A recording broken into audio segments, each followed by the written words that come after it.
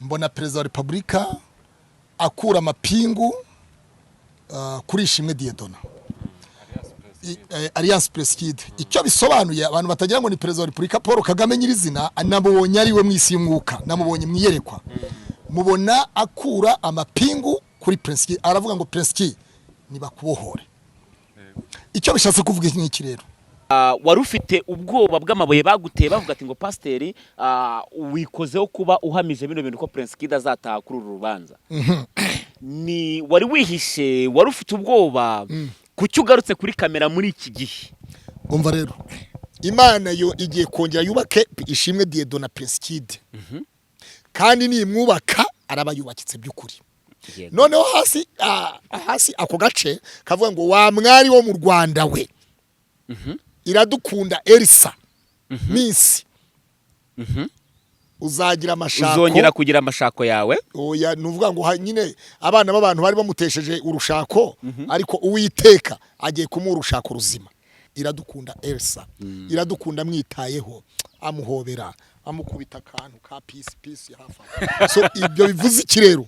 Bivuze ngo umukecuru mama wa Iradukunda Elsa yariza amarira ati ndatakambira igihugu, aho Uzabasezeranye jewe. Ni Uzabasezeranye?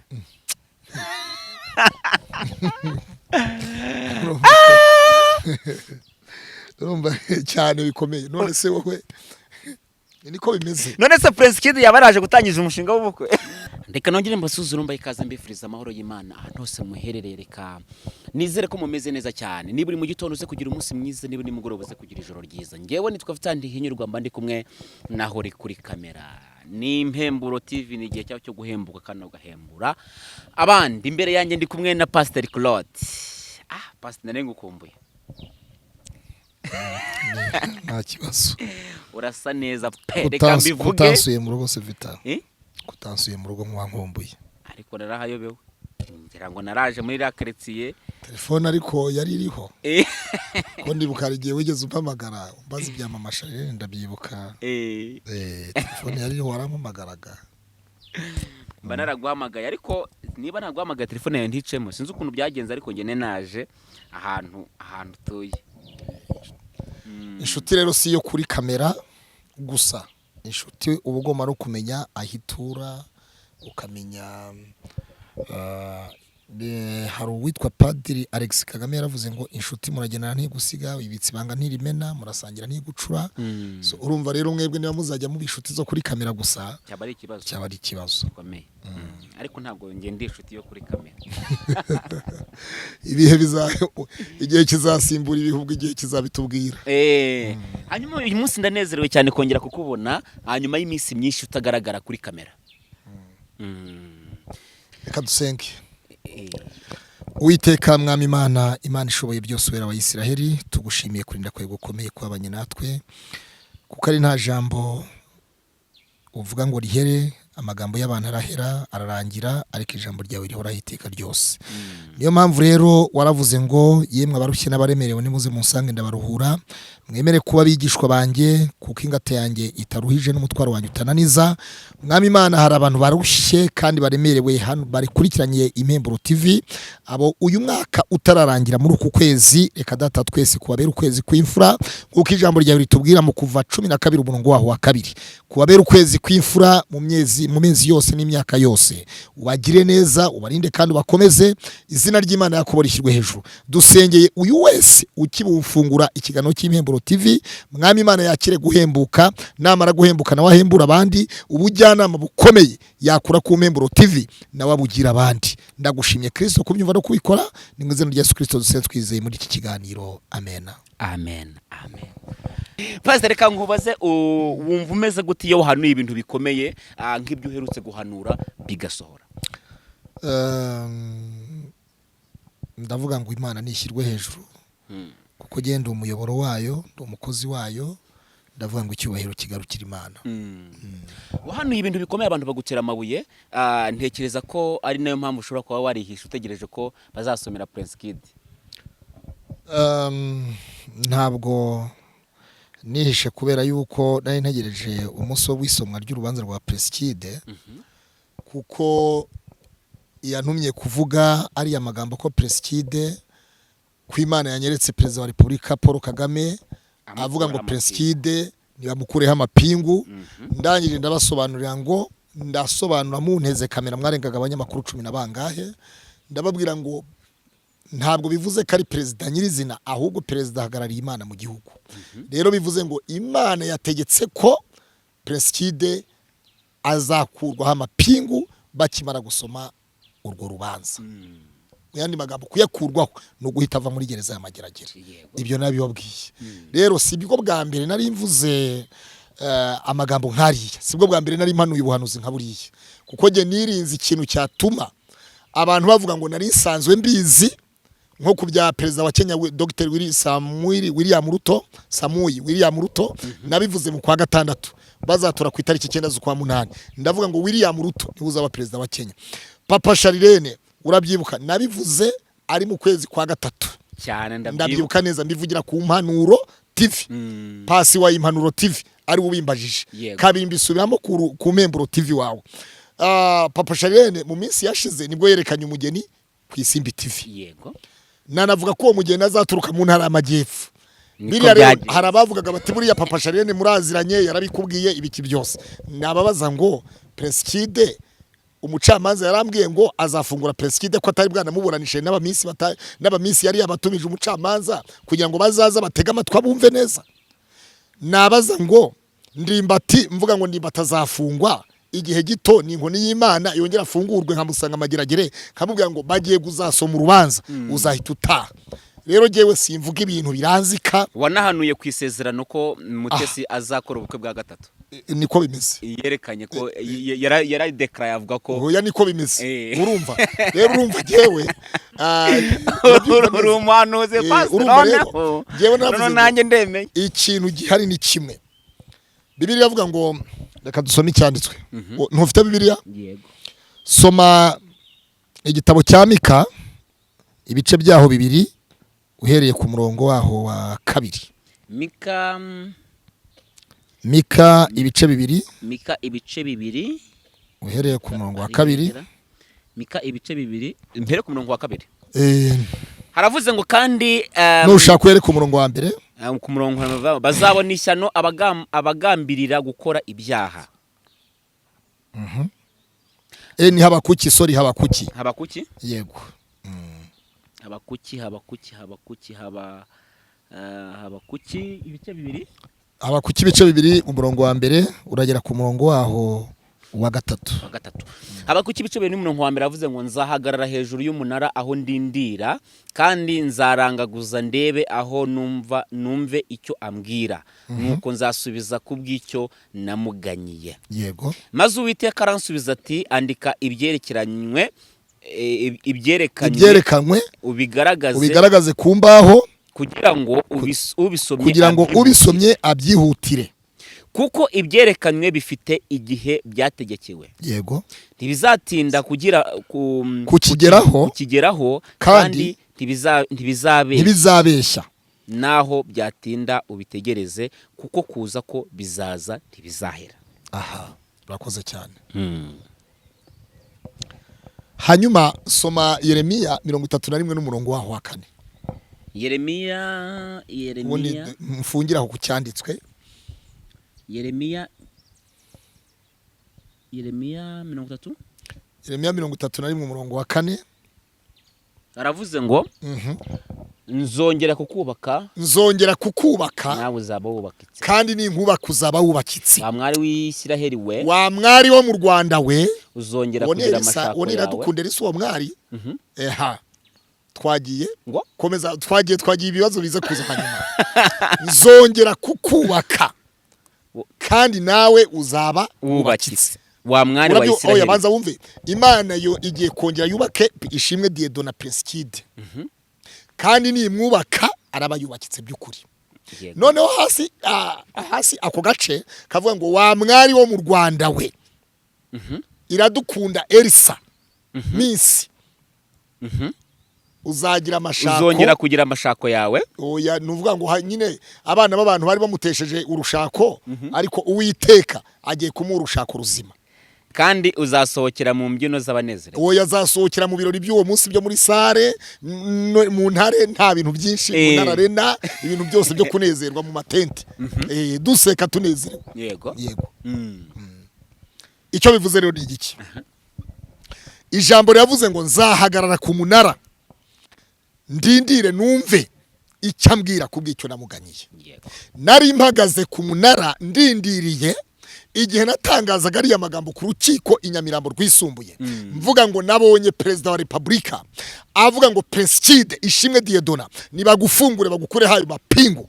Ntangaza ndavuga ngo nyuma y'uko umucamanza asabye ko abakobwa bazaza bagatanga ubuhamya kuri Skype, akabirebera akabiyumvira, nyuma yaho nasoma urubanza PrinceKid azahita ataha. Azataha. Nari mpari. Ayo ni amagambo Imana yashyize muri jyewe. Nzahagarara ku munara. Nari mpagaze ku munara witwa ijambo rya nyiri ijambo. Nari mpagaze ku munara wa YESU KRISTO. YESU KRISTO uko yari ejo n'uyu munsi wa none ni kwari. Abaheburayo 12 umurongo waho wa 8. YESU KRISTO uko yari ejo. Yesu wazuye Lazaro cyagiye niwe wagombaga gukura PrinceKid mu nzu y'imbohe. YESU KRISTO wakijije umukobwa wa Yayiro niwe wagombaga gukiza PrinceKid yakamukura muri kiriya gipangu cya mageragere. YESU KRISTO wakijije umwana wari urwaye igicuri niwe wabashe gukiza PrinceKid. YESU KRISTO wagendeye mu ijambo, marayika w'Imana afata umwami asanga Daniel ku rwobo rw'intare. Ahaha, iri jambo ndakwibuka ko rigeze kuribwira PrinceKid kuri mageragere. Biravuga ngo umwami bafata Daniel, abagambanyi bafata Daniel bamugambanira ku mwami. Umwami arategeka aravuga ngo ni mumujyane mumushyire mu rwobo rw'intare. Bishatse kuvuga iki? Bishatse kuvuga ngo iyo tugendana n'abagambanyi, iyo dukora akazi mu kazi dukorana n'abagambanyi, dukorana nabo. Iyo dusangira, bamwe mu bo dusangira n'abagambanyi. Vital ubu hari abatifuza ko impemburo yatera imbere. Hari abatifuza, ubu hari abantu bashobora kuvuga bati Vital yakoze ibiganiro nibi bamukubite strike. Vital yakoze ibintu nibi, uribuka nka cyagiye cyo kuri Yago. Igihe hamaze igihe kirekire cyane adakora. Uribuka Primo TV Media ya Karinijabo. Uburyo we yanavuyeho neza atangira kuri 0. Uribuka Iris TV. So bishatse kuvuga iki n'izindi. Hari abagome, hari n'abagambanyi. Hari abanyamashyari babatifuza ko umuntu yatera imbere.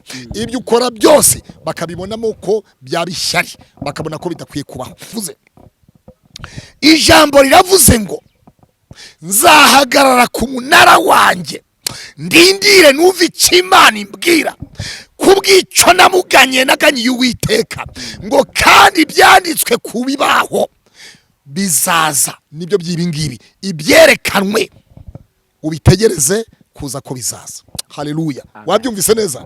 Kandi byerekanwe ku kibaho ubitegereze. Rero nari ntegereje icyo Imana yavuganye nanjye. Nari ntegereje ijambo Imana yavugiye muri jyewe. Imana yarambwiye ngo hanura uko utegetswe, ndangije nanjye ndekura ijambo. Urabyibuka umunyamakuru wa Isango Star naravuze ngo bagisoma urubanza PrinceKid azahita ataha. Ngo ubundi se ngo niyo yakatirwa imyaka ngo niyo yakatirwa imyaka myinshi nyuma yaho ni yataha ubundi. Ndamusubiza ntoya, azataha kuri urubanza. Bakimara kuburanisha urubanza kuri limite, bakirusoma azahita ataha. Siko nasubije se? Bivuze iki rero? Buriya hari ba Yuda tugendana nabo. Ba Yuda yasangiraga na Yesu. Yuda yari finance, yarashinzwe, yari umubitsi, yari dafu wabigishwa b'amafaranga. Ariko agacinyerera mu cyambo akagambanira umwami Yesu. Akajya mu bafarisayo mu Bayahudi bakamaza batariko wowe tubwire y'ubundi Yesu uriya mwigisha wanyu twamubona dute? Aravuga ati giye mumpe kwirare, mumbwira amafaranga, mumbare amafaranga muzama, jewe nzamubashyikiriza, nzababwira ahantu tuzaba twicaye, nzababwira aho tuzaba dusangira n'abigishwa, nzababwira igiterane azaba yagiyemo, aho muzaze muhamufatire muhamusanga. Bivuze iki rero? Yuda. Hari ba Yuda batifuza ko tubaho. hari ba Yuda akanwa kabo ni ugusebanya, hari ba Yuda akanwa kabo ni ukwifuza ko iterambere ritabaho. Ubu hari abantu batifuza ko umwana muto nkawe Vitali impemburo yatera imbere, ariko izatera imbere, izagera kure mu izina rya Yesu. Aho ibyo wifuza kugeraho ntabwo bazabibona, ahubwo bene abo Bibiliya avuga ngo nuko Yuda agambanira amaraso atariho urubanza. Amaze kugambanira amaraso atariho urubanza, Bibiliya avuga ngo yamaze kwakira ya mafaranga bya biceri, ngo nuko abonye bamushore bamujyanye, abona bamukubita amahwa, abona bamukubita bamutera amacumu, ngo nuko agahinda karamufata, aranabinyiga atari ko mwambabariye nkabasubiza ibyanyu, batereka datwaguze. Kwera iki? Iteka umugambanyi bashobora kugufata umugambanya kwitegereza, bashobora kugufunga umugambanyi yararawe, akigira muri bamwe bagaragaza ko bari bagufitiye urukundo, akigira muri bamwe akisanisha n'umuryango wawe, akisanisha na bamwe mu nshuti ko yaragukurikiranye aho bagufungira, ukagira ngo ni urukundo kandi atari urukundo. Icyo nshaka kuvuga ni iki rero? Yuda arangije aragenda ya mafaranga ayagura ubutaka, yagura isambu. Amaze kugura isambu bwa butaka, biravuga ngo nuko Yuda atekereza uburyo yagambaniye amaraso atariho urubanza, atekereza uburyo yagambaniye umwami Yesu, ngo nuko Yuda ariyahura arimanika. Shatse kuvuga iki rero? Umudiyasi, umunyarwanda unteze amatwi mu Rwanda, umurundi unteze amatwi nyitegereza uri mu Burundi, waba uri muri Tanzania ukaba wumva ururimi rw'ikinyarwanda, waba uri muri Kongo ukabuteze uwumva ikinyarwanda, uri mu Buganda, uri muri Kenya, uri Zambia, uri Mozambique, uri Malawi, uri South Africa, uri Central Africa, muri bihugu byose, uri Rwanda, muri bihugu bya Afrika byose, za Cameroon n'ahandi, muri Afrika, muri Schengen, muri UK, muri Canada, Australia, muri Amerika n'ahandi kwisi yose. Buri Yuda wagambaniye ubuzima bwawe, uku kwezi kutararangira agiye kwimanika. Amen. Icyo kintu wacyumvise? Yego. Buri Yuda wagambaniye ubuzima bwawe, Yuda wagambaniye akazi kawe, Yuda wagambaniye fiansaye yawe, Yuda wagambaniye ubukwe ngo butatera imbere, Yuda wagambaniye muri banki ngo uterezwe cyamunara, Yuda wagambanye akakurogesha wa mubyeyi we ngo utazatwita nk'abandi, Yuda wagambanye kugira ngo utajya imugongo, utajya mu mihango y'abadamu nk'abandi badamu, ukaka kugira mu barozi. Uwo Yuda uku kwezi kutararangira agiye kwiyahura. Ba Yuda, abayuda turi nabo, abayuda turi nabo, aryo barimba guki? Abayuda turi ko nabo, abayuda turi ko nabo, so mu yandi magambo rero, nuvuga ngo Yuda ni umuntu utifuriza iterambere mugenzi we, ni umuntu utifuza ko mugenzi we yazamuka ngo ajye ejuru, ni umuntu utifuza ko mugenzi we w'umudamu yaheka ngo abyare, ni umuntu utifuza ko mugenzi we yabutsindira akazi gakabone, ni umuntu utifuza ko mugenzi we yatunga inzu, ahubwo aba yifuza kwitezwa cyamunara, ni umuntu utifuza ko kanaka yatunga umugabo we yabana n'umugabo w'amahoro, ahubwo aba yifuza ko umugabo we bashwana, babara gushwana hanyuma bakaba nk'uko abayeho. Bibiliya avuga ngo ugendana nandi, wicarana nandi. Icyo kintu rero ijambo riravuze ngo Yuda ariyahura.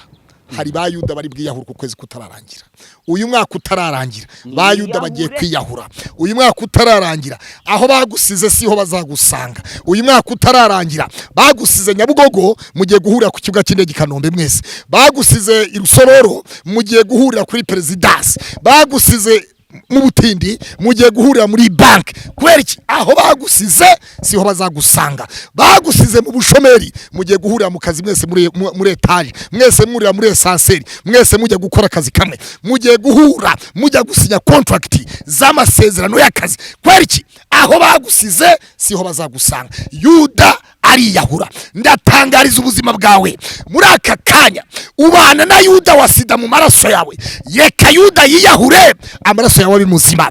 Ubana muri aka kanya, ubana na diabeti, ubana na kanseri, reka Yuda w'uburwayi yiyahure hanyuma babusanga uri muzima.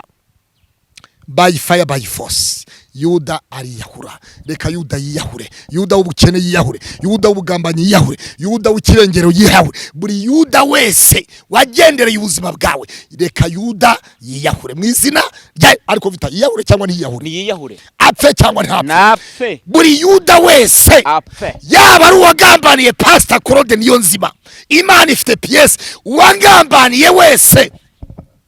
Ariko ziko Bibiliya yemera ko abantu bapfa bameze batyo cyane. Ezira ibice, soma Ezira ibice 7:26. Murozi ntakabeho. Oya ntabwo ari aho, aho ni mu kuva. Umuntu natemera amategeko y'Imana yawe. Ezira 7:26 havuze ngo iki? Ezira ibice 7, Ezra Yego, Ezira ibice 7 n'umurongo waho 26 na 27. 23 na 27 haravuze ngo maze utazemera kwitondera amategeko y'Imana, maze utazemera kwitondera amategeko y'Imana yanjye yawe n'amategeko y'umwami, bajye bagira umwete wose wo kumucira urubanza, bajye bagira umwete wose wo kumucira urubanza, rwabo rwo kwicwa, rwabo rwo kwicwa, cyangwa urwo gucibwa, cyangwa urwo kunyagwa, cyangwa urwo kunyagwa ibyiwe ibye, cyangwa urwo kumuboha, cyangwa urwo kumuboha. Wabyumvise? Ayo si amagambo ari muri Bibiliya se? Yego, si amagambo ari muri Bibiliya. Umuntu wese utazumvira amategeko y'Imana yawe, wowe unyitegeza kuri kamera y'Impuguro, umuntu wese utazumvira amategeko y'Imana yawe, agashaka kukugambanira, agashaka kwamburwa ibyawe, agashaka kutabaho, uwakwiye gucirwa urubanza rwo gupfa. Uwo ngo ntakwiye kubaho, akwiye kunyagwa ibye. Uwo ni Yuda wiyahura. Icyo kintu wacyumvise? Ariko ba Yuda yari umwe cyagiye, ariko ba Yuda ubu ni benshi mu isi. Mu Rwanda ba Yuda barahari, muri Amerika barahari, muri Canada barahari, Australia barahari, mu Bubiligi barahari, Suwede barahari, Finland barahari, mu Busuwisi barahari, mu Bwongereza barahari, Zambia, Mozambique, South Africa, muri Congo, mu Burundi, mu Buganda, muri Kenya, hirya no hino ku isi yose ba Yuda barahari. Aka kanya rero ijambo yavuze ngo umuntu wese utazumvira amategeko y'Imana rurema, ariko ntabwo ari ibigirwamana. Ni Imana rurema, amategeko y'Imana rurema. Jehova Rafa, Jehova Shalom, El Shaddai, Elohim, Adonai. Utazumvira ayo mategeko wese akwiye kwamburwa ibye, akanyagwa, cyangwa agacirwa urubanza rwo gupfa.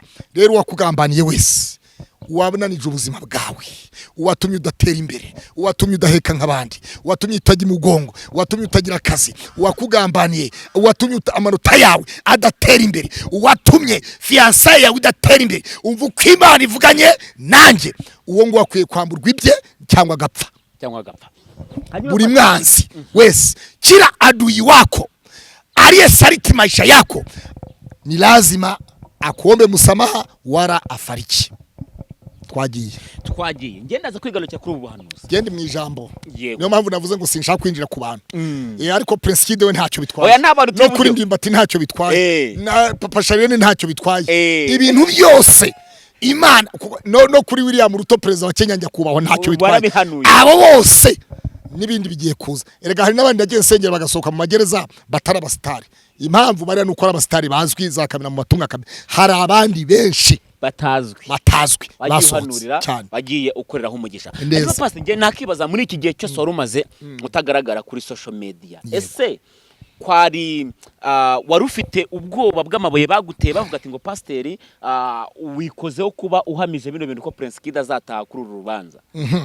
Ni wari wihishe, wari ufite ubwoba kuki ugarutse kuri kamera muri iki gihe?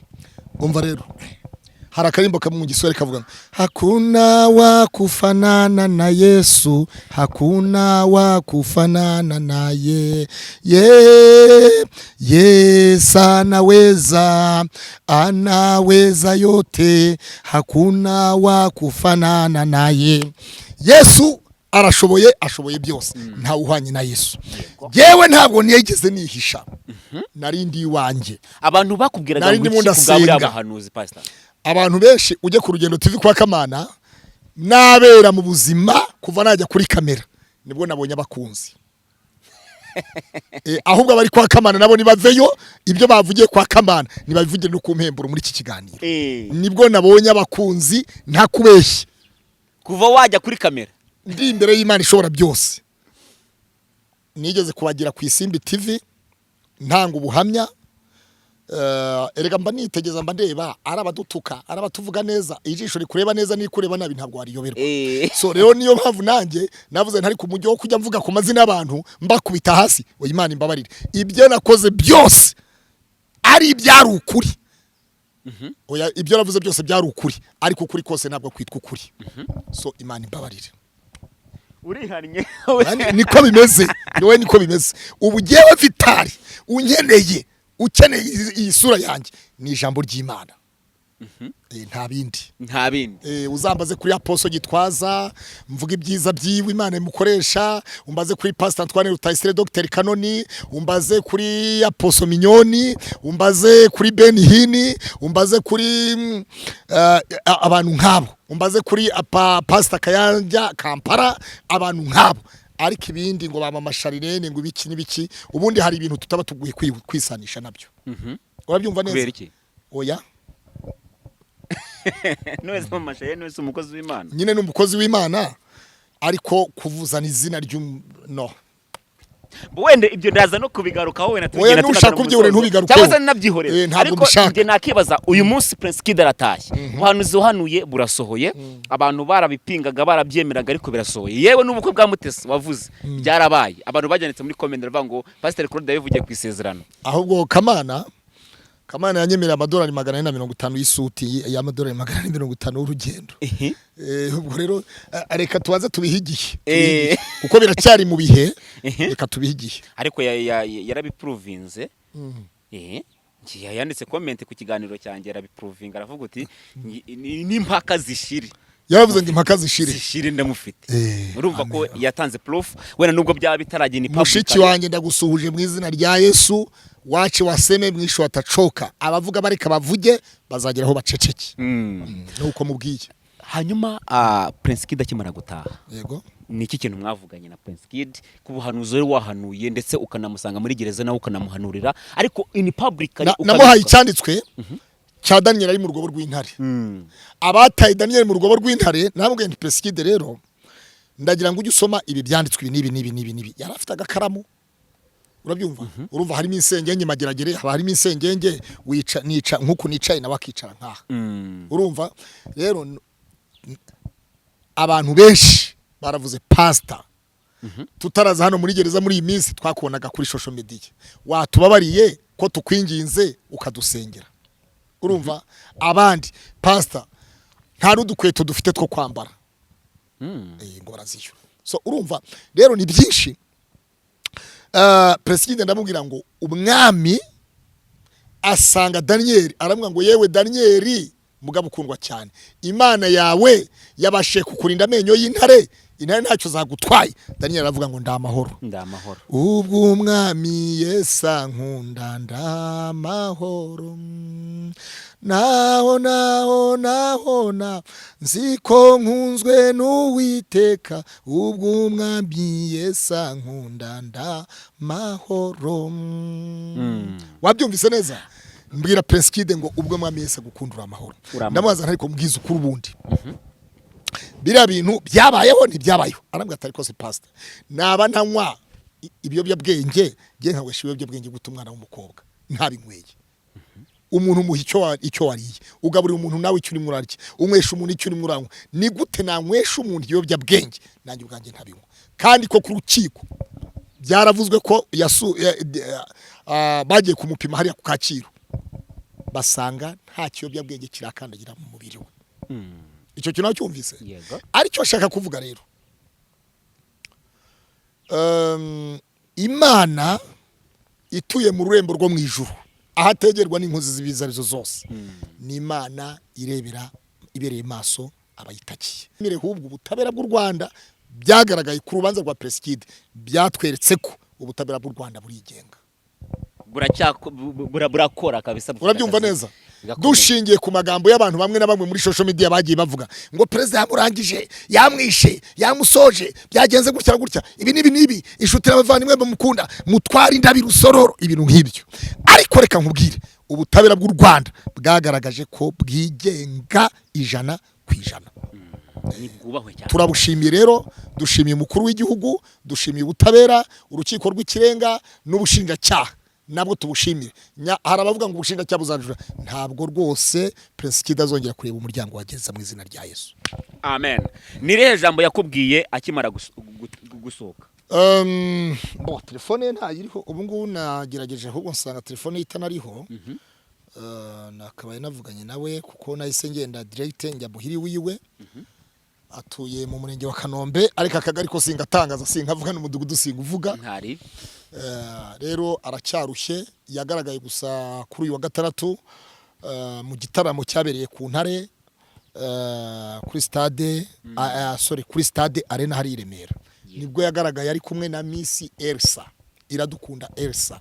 Iradukunda mwitayeho, amuhobera, amukubita akantu ka peace hafa. So ibyo bivuze iki rero?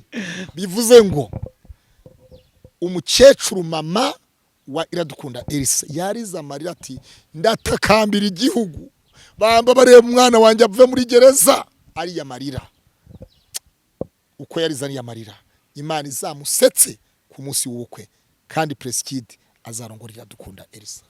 None se pasa n'ubu hanoze cyangwa niko kuri guhari ko PrinceKid agiye kurongora Elsa?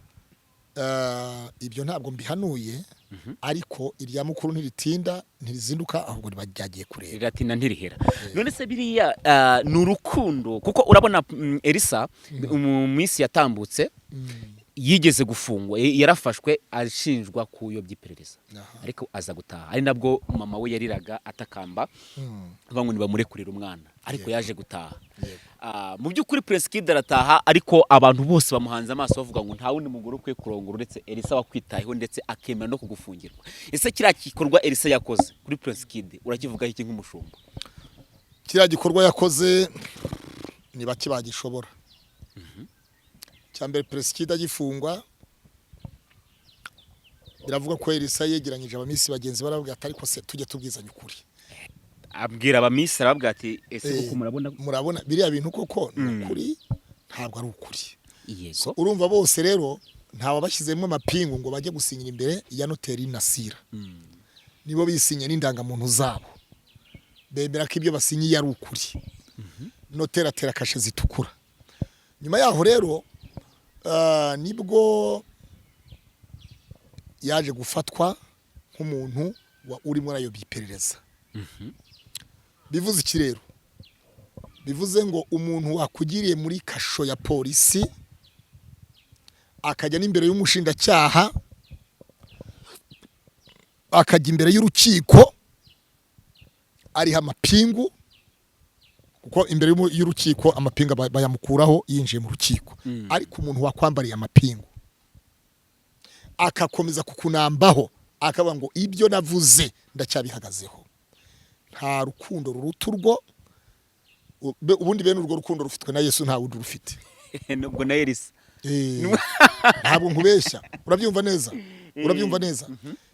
Urwo rukundo, aho tubona urukundo rwa benshi rwakonje, umugabo n'umugore basubiranamo, ahubwo umwe akagambana undi agaho yafungisha undi.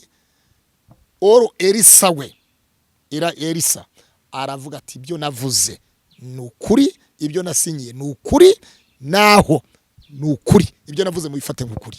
Rero icyo dusaba ni kimwe, Imana iha ububasha n'ubushobozi PrinceKid, kandi ahagarare uko nabonye basohokanye muri stade Arena i Remera araba ari babiri kuri uyu wa gatandatu. Tureba kuri ryarasiyo official biriho.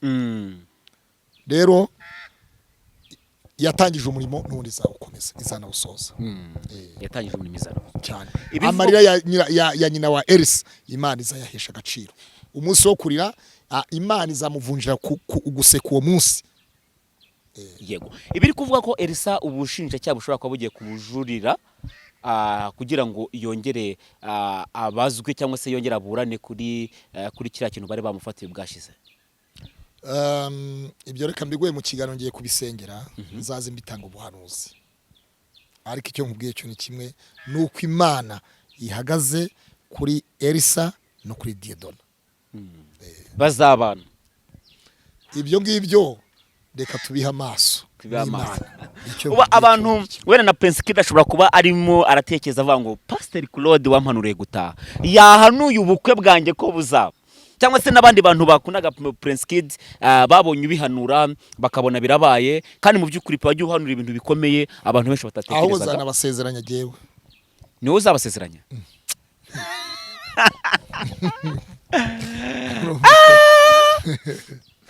urumva cyane bikomeye none se wowe niko bimeze none se PrinceKid yabaraje gutangiza umushinga w'ubukwe oya mu gihe bizaba byaciyemo nzanabasezeranya jewe yego aha hanyuma abantu bashobora kuba bari gutekereza bavuga ngo Pastor Claude yagize ikintu avuga cy'ubuhanuzi ku bukwe bwa cyangwa se ku rugo rwa Elsa na PrinceKid icyo navuga cyo nuko Imana ibakunda kandi yabanye nabo cyagihe ikomeje kwitwa Imana ubwo rero igihe umushinga wabo baba babukize mu ntuze twese tukabibona ariko nubundi nyiramaso yerekwa bikibinda akirebera utazi kureba ubwo ntiyarebye kuri stade ejo bundi utararebye kuri stade ejo bundi nubundi ntazareba ntagazareba maze kwakira yewe hari n'umudamu twigeze kuvugana mu kiganiro ngira ngo urabyibuka ari kumpa testimony y'ukuntu wamuhanuriye kandi ubuhanuzi wamuhanuriye bugasohora kugenda rero mu buhanuzi ndi kwemera muri iki gihugu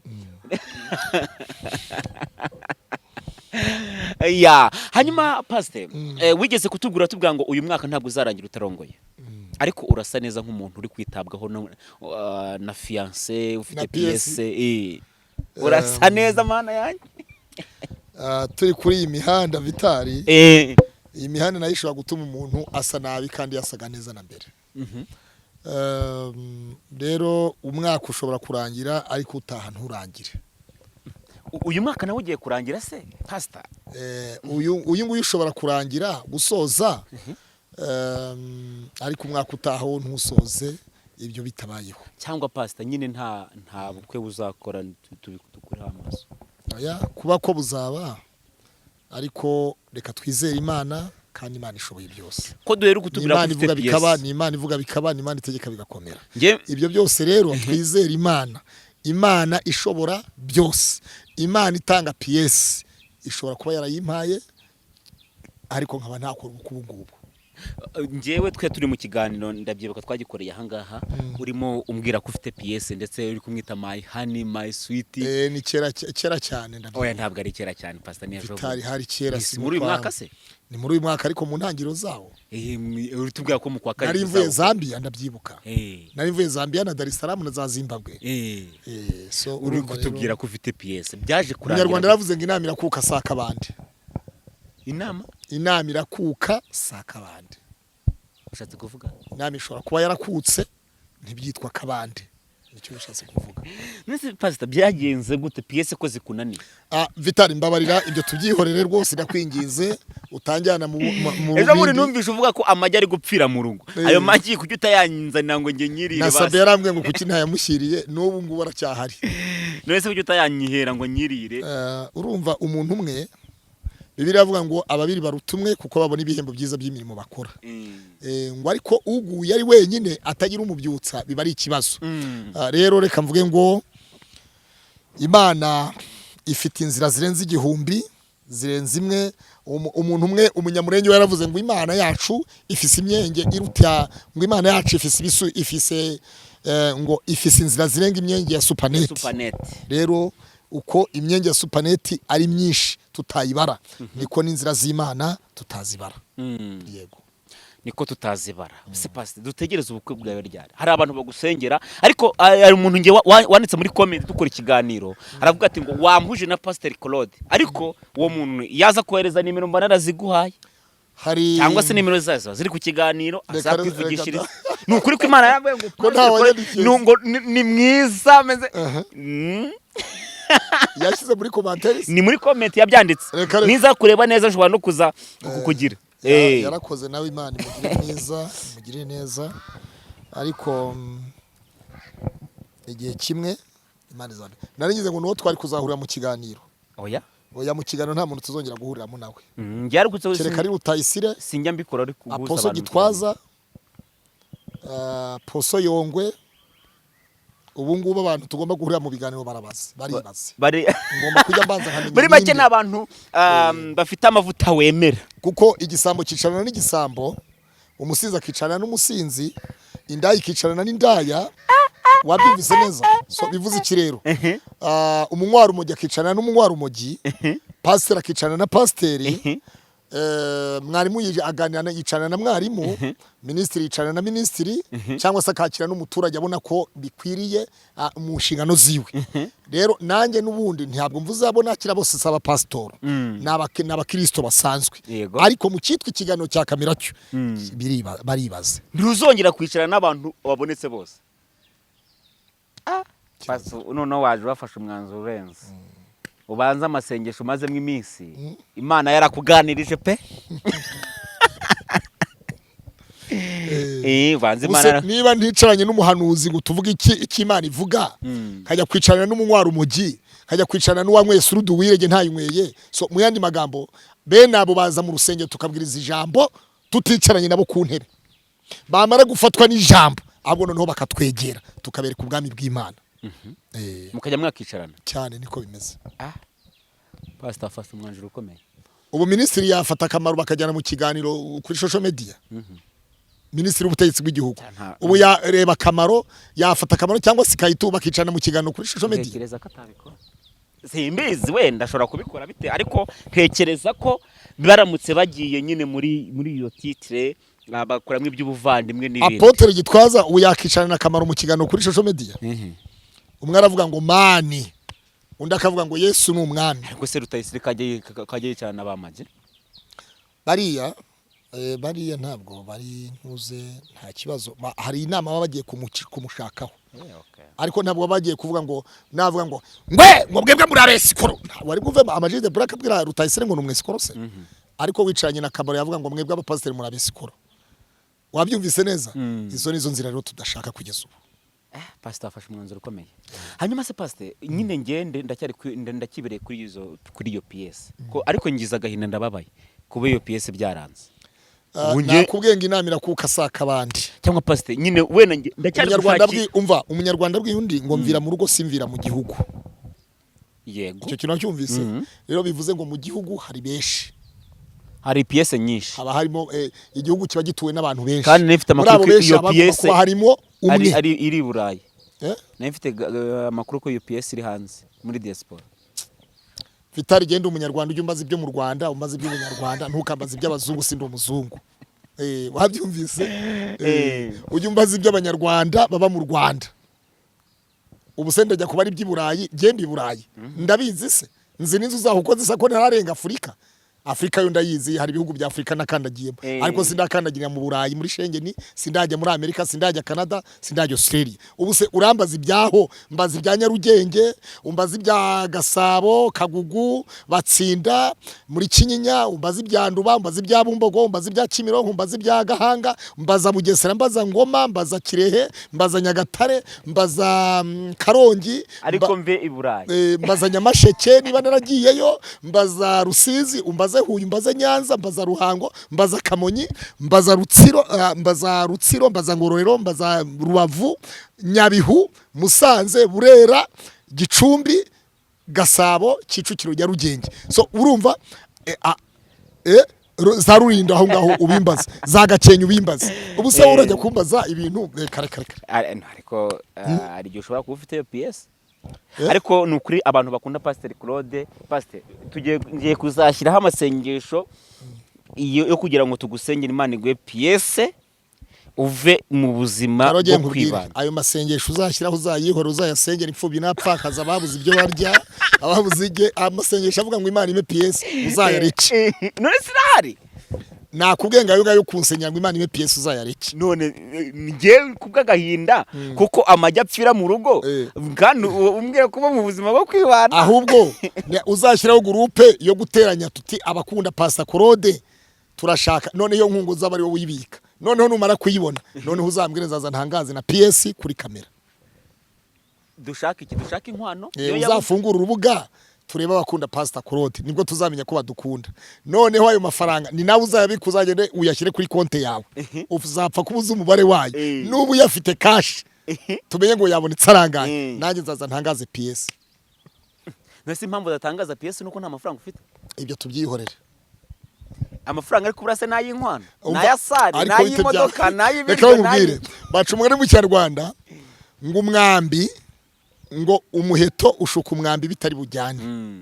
Urabyumva neza? Hanyuma ibyo rero nanone umuhoro ushuka icyatsi bitari bucane. Umuhoro uca icyatsi kikagumaho, umuhoro ukaguma ari umuhoro. Rero mwishuka ntabwo shaka bashuka, shaka banyubaka zishaka basenya. Yego ariko byibura pastor n'ukuri pesenga Imana ufite amavuta urahanura ihanurire kuko bajya bavuga ngo umugombozi ugombora abandi akwiye kwigombora, ihanurire Imana igwe PS. Byibura basi uyu mwaka tuzataho. Vitali bya PS tubyihorere mbabara ndakwinginze. Erega nuko uravuze ko uyu mwaka utazarenga. None si uyu mwaka ariko Vita ko ntaryi wawe, ko ntarari wawe, ko ntagira gute, ukubera iki unyinuba n'ukubera iki? Impamvu n'ukubera ko hari ibintu biri gupfira mu rugo. Ayo magi rero horazazo yatore. Horazazo yahe uyatore. Ngo ntabwo ari amagi gusa, ahubwo hari n'ibindi byapfuye. Hori nabarasubije ngo nawe ninde wayateka. So noneho Vitali uzaze nuza gukora ikigano uzayajyane. Nzaza nyajyane. Uyashyire inwanyira mwiza wawe. Twagiye rero. Hanyuma pastor no kugasageze kumbuza koza kubikubazaho ariko ugeze kubikomozaho gatoya ariko ntabwo nabura kubivuga. Reka mbanze nkubaza ubukwe bwa Papa Charlene wahanuye bugeze hehe? Twabonye yerekana fiance ariko nta miyane makuru yari yarenga. Ntabwo mbizi ariko icyonzi cyo ni kimwe ariko kuki utamuhamagara ngo muhe ikiganiro hanyuma Papa Charlene arahuze cyane twaravuga. Aguhe ikiganiro. Uriya ni umugabo w'Imana, ni umukozi w'Imana. Ya twaravuganye mbwira ko ahuze. Rero buriya nahuguka muzaganira. Tuzaganira kuko niwe nyiri ubukwe. Nta yandi makuru uramenya? Twebwe amakuru namanuka turize mu ijuru akaza ngo tukavuga ibyo tweretswe. Rero ibindi bikurikira ntabwo tubimenya. Mama Charlene yagarugiye mu kiganiro nigeze no kubikubazaho kuri telefone. Bikubazaho nkubaza ukuntu Mama Charlene yavuze ati ese nk'umushumba niki kintu wavuga naka kanya umaze kubivuga uvuga ko ukwiye kwicara n'abantu munganya amavuta cyangwa se bari mu rwego rwawe ariko ntago ukwiye kwicara na Mama Charlene. Naganye umaze kumbwira ko abantu mwakicarana areba Apostle Yongwe ba Apostle Gitwaza ba Dr. Rutayisire ariko ba Mama Charlene ntago mwakwicarana. Biterwa n'impamvu twakwicarana bitewe n'impamvu ariko ntabwo ari ibyo kujya mu ntuze ngo tubare inkuru z'abakanaka izabakanaka oya. Abo tutakicarana nabo kubara inkuru z'abakanaka aba naba ntabwo ari byo turimo. Ntabwo inkuru ziba ari inyuguti ya Bibiliya tugasubira mu nyuguti ya Bibiliya uwo twakwicarana rwose uwo ari we wese aza yemera Bibiliya avuga ko turi bugende mu murongo umwe ntacyo byaba bitwaye. Nta kintu na gito byabitwaye. Mu byukuri abantu bari bafite amatsiko yo kukwirebera ugira ikintu uvuga ku byo Mama Charlene yavuze avuga ko navuga ngo akugereranya natera imbere umugisha w'Imana umubeho icyo yifuza kiri muri iyi si ntakakibure mu izina rya Yesu. Yego. Hanyuma rero Imana igumugisha cyane pastor ndumva ndakoze cyane. wagarutse mu yindi shusho yindi itandukanye niyo twari tukuzimo twari tukumenyereyemo ariko ibintu uri guhanura kandi bigasohora ntago byakwemerera kugumya muri ya shusho ya kera. Imana izahindura page. Hari indi chorus ivuga ngo dosiye yawe yari yanditse nabi Yesu ayibonye ayihindura nziza. So hari umuntu rero dosiye ye yari yanditse nabi ariko Yesu amaze kuyibona agiye kuyihindura nziza. Hari uwari ufite dosiye yo gushaka ubwene gihugu uyu munsi wa none iyo dosiye ikabitari bwaboneke. Hari uwari ufite dosiye yo gushaka visa ariko iyo visa ikabitari bwaboneke igiye kuboneka mu izina rya Yesu kubwo gusenga ahamagare kuri kamera kuri nimero yasanga kuri ekara. Hari uwari ufite dosiye ya mariage ariko akababona birimo biragenda bipfapfana imiryango imwe byinjiramo ishaka kubyica ahamagare kuri telefone ya kamera hari turasenga n'Imana hari ibyo Imana igomba guhindura hari PS y'Imana. Hari umudamu unkurikirana umaze igihe kirekire urwaye ibibyimba byo mu nda byaranze ariko Yesu agiye guhindura fayiro y'ubuzima bwawe. Ibyo bibyimba bigomba gukira.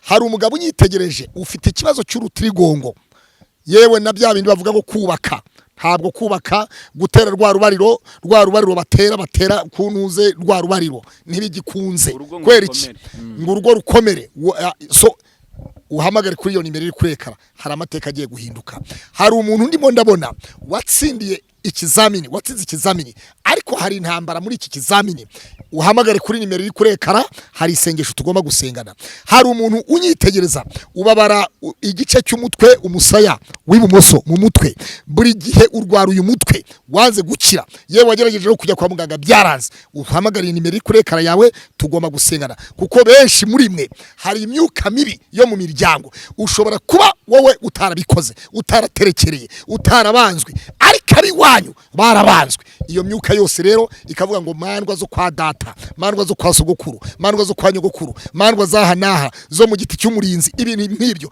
bikagenda bigukurikirana karande wurira indege mukurirana ujya muri office wakandika n'ikaramu mukandikana washakora mariage nayo igataha ubwo bukwe muri iryo vara karandi kabirimo costume kabirimo mu yandi magambo hari icyo bita kubanza gucagagura imigozi yo mu miryango rero mwebwe mwese kuri izo nimero kuri iyo nimero ikurekara uyihamagare aho waba uri hose kwisi umuhamagare turasengana Imana mu izina rya Yesu amen so dusenge tugiye gusenga reka manze mpe abantu nimero za telefone yego manze mbahe nimero za Pastor Claude nunzi Imana ifite oya Pastor muri iyi minsi ufite amavuta uri mu mavuta uri gwanura ibintu ngiye ariko bacumugani mu Kinyarwanda ngo wigize agateba yorivu ahubwo twagiye tujya mu nshingano zitari zacu mu mpano zitari zacu z'ubusesenguzi ntabwo turamutse twicaye kuri televiziyo tuvuga dukora ubusesenguzi kuri Yuda pasiteri ku wundi cyangwa umuvuga butumwa kuri pasiteri cyangwa umukristo kuri pasiteri ibyo ntacyo biba bitwaye ariko noneho ubusesenguzi twagiye no ugarutse neza ariko hari igihe kigeze kugira ukajya uduha ikiganiro cya buri cyumweru ndabyemeye hari igihe ndabyemeye buri cyumweru kandi ikiganiro cyane kikajya gitambuka ku cyumweru mu rukerera abantu batabaje kujya mu materaniro bakakireba n'abavuyeyo nabo bakaza bakumvisa muri Imana yego ikiganiro cyitwa Bohokukire buri cyumweru ku Mpemburo TV urabyiyemeje uzagitambutsa abantu batangira bakitege cyane bikomeye Bohokukire kuko iyo umuntu aboshye amaguru ntiyasimbuka yakikubita hasi umuntu aboshye mu nda ntiyakwihagisha ngo bikunde aboshye mu maso hari ibyo atareba aboshye amaboko ntiyakoma amashyi ariko iyo umuntu abohotse ntacyo adakora bohoka ukiri kuko icyo kiganiro abantu bifuza ko kizagitambuka ku cyumweru mu gitondo niko bimeze bandike muri comment hanyuma nimero za Pastor ni 0788511597 iyo uri hanze wandika akamenyetso ko guteranya 250 788511597 iyo niyo nimero ya Pastor Claude Imana ifite PS oya abantu bakeneye PS so asante sana Vitali ukeneye PS wari wese PS rega ntabwo ari umugore gusa PS si umugore gusa PS si umugabo gusa sukubona umugabo sukubona umugore gusa no kubona imodoka ni PS no kuzamurirwa umushahara ushobora kuba utunze imodoka ikaguca mu maboko ukeneye indi PS ushobora kuba uri mu kazi ariko kaguhemba umushahara utishimiye ukeneye PS y'umushahara muremure ushobora kuba wari umucuruzi bikaba bigenda bipfa ukeneye PS yo kuzamura financial mu bucuruzi bwawe ushobora kuba wubatse urugo uyu munsi wa none ubana n'umugabo bitagenda neza mu cyumba iyo ni PS ukeneye indi PS yatumye ushaka ushobora kuba hari amahirwe ya kabiri ukeneye amahirwe ya kabiri iyo ni PS ya kabiri Imana ukeneye ushobora kuba warashatse nk'abandi uburu rubyaro abandi barabyara iyo utambutse baraguseka kubera ko umaze igihe kirekire cyane warashatse ariko no gusama byaranze ukeneye PS yo gusama ugatangira guciragura ngo nk'abandi ukagira ikintu cyitwa guciragura nawe ukagira agaseseme k'umuntu wasamye nawe uragakeneye uhamagare kuri iyo nimero iri kurekara yawe birashoboka yuko hari urubanza ufite imanza zo kuburanwa mu nkiko zimaze igihe kirekire ukeneye PS iguhindura umwere aho kugira ngo ukatirwe ahubwo ukeneye PS yaguhindura umwere nka PrinceKid na Ndimbati n'abandi so Imana yagendereye abandi nawe reka kugendere mu izina rya Yesu Data mu izina rya Yesu uwera wa Isiraheli Imana ikomeye ndagushimye kubw'uburinzi bwawe bukomeye waravuze ngo yemwe abarushye n'abaremerewe nimuze munsange ndabaruhura mwemere kuba abigishwa banjye munyigireho mwikorere umutwaro wanjye kuko ingata yanjye itaruhije n'umutwaro wanjye utananiza. Muri aka kanya abarushyi ni benshi, indushyi ni nyinshi, abaremerewe ni benshi, abo bose ndabasengeye kugira ngo uzubaruhure mu izina rya Yesu. Ababuze ibyangombwa, ubwene gihugu, ababuze akazi, ababuze minivare z'abana, abafiyanse zapfuye, urushako rumeze nabi, abo bose bakeneye PS yawe.